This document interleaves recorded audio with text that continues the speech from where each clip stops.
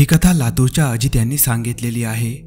ते म्हणतात की ही गोष्ट त्या वेळची आहे जेव्हा ते क्रिकेट मॅच खेळून परत घरी जायसाठी रेल्वे स्टेशनवर पोहोचले। पण तिथे गेल्यावर त्यांना कळलं की त्यांची पुढची ट्रेन नुकतीच निघून गेली होती। थोडा विचार केल्यावर आणि इतरांकडून विचारपूस केल्यावर त्यांना कळलं की जवळच असलेल्या लातूर बस स्थानकावरून अजून बस मिळू शकते। ते लगेच स्टेशन बाहेर पडले आणि बस स्थानकावर पोहोचले। तिथे थोडा वेळ थांबल्यावर त्यांना एक बस मिळाली। त्यांना त्या बसमध्ये बसायला जागाही मिळाली आणि ते शांतपणे बसले। बस निघाली। सुमारे 15 ते 20 किलोमीटर गेल्यावर अचानक त्यांची बस थांबली।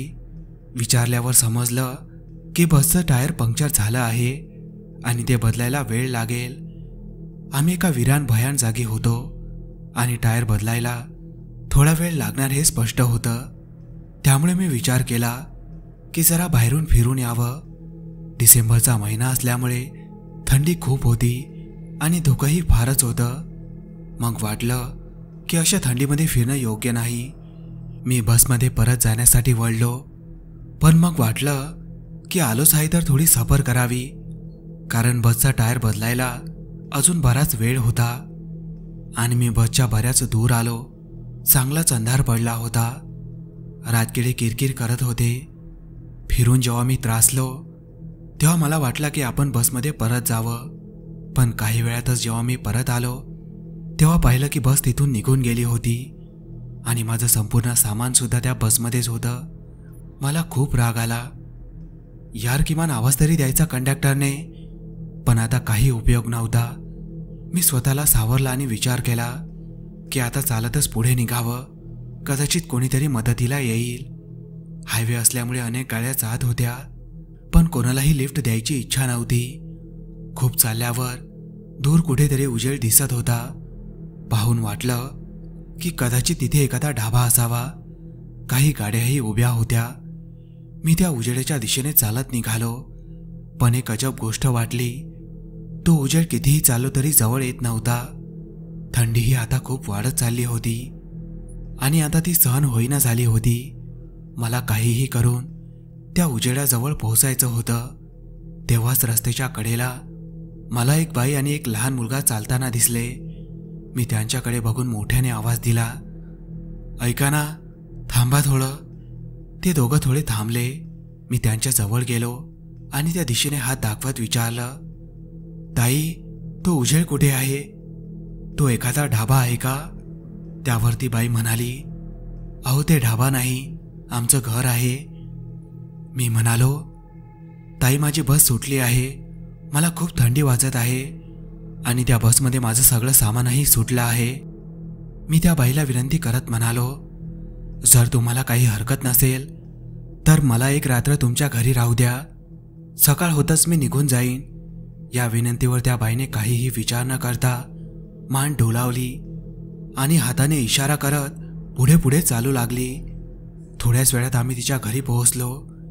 तिथं आजूबाजूला एकही घर नव्हतं। हे थोडं मला विचित्र वाटलं, पण त्या क्षणी मी काही विचार केला नाही, कारण मला केवळ थंडीपासून वाचून ही रात्र काढायची होती। घरात गेल्यावर तिने मला जमिनीवर अंथरलेल्या गादीवर बसायला सांगितलं आणि ती स्वतः दुसऱ्या खोलीत निघून गेली।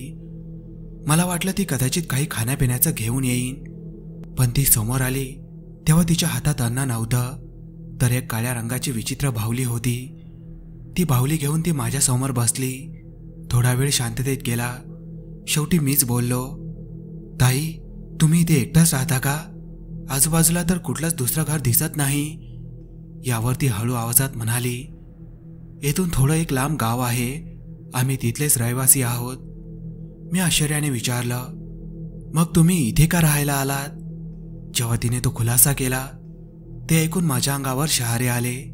ती म्हणाली, गावात एकामागून एक अशा काही अनपेक्षित मृत्यू होऊ लागले आणि गावकऱ्यांनी त्या सगळ्याचं खापर माझ्या डोक्यावर फोडलं। त्यांना वाटलं की मी एक डायन आहे आणि माझ्यामुळे हे सगळं घडतंय।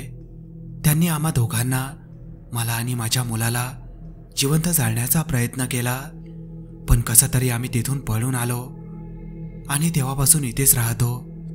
ही कहाणी ऐकून मी थोडा घाबरलो पण तिच्या चेहऱ्यावर किंवा वागण्यात काही हिंसक किंवा संशयास्पद वाटलं नाही. थोडा वेळ गप्प झाल्यानंतर मला झोप यायला लागली आणि मी कधी गाढ झोपलो ते कळलंच नाही.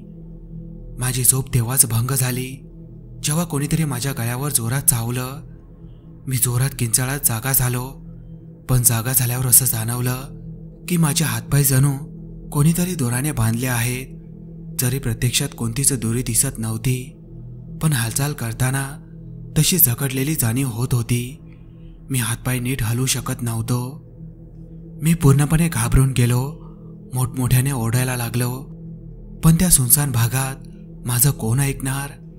त्या घरात आता ती बाई आणि तिचा मुलगाही कुठेच दिसत नव्हता.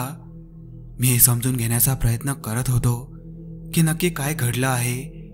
तेवढ्यात मला कोणाच्या तरी येण्याची चाहूल लागली आणि तेव्हाच त्या खोलीतून तो लहान मुलगा बाहेर आला आणि तो मुलगा हसत हसत माझ्यासमोर येऊन उभा राहिला. मी घाबरत त्याला विचारलं, हे मला काय झालंय? मी माझे हातपाय हलवू का शकत नाही? पण तो मुलगा काहीच बोलला नाही. तो फक्त माझ्याकडे बघून हसत राहिला. मग माझं लक्ष त्याच्या हातात असलेल्या काळ्या बाहुलीकडे गेलं.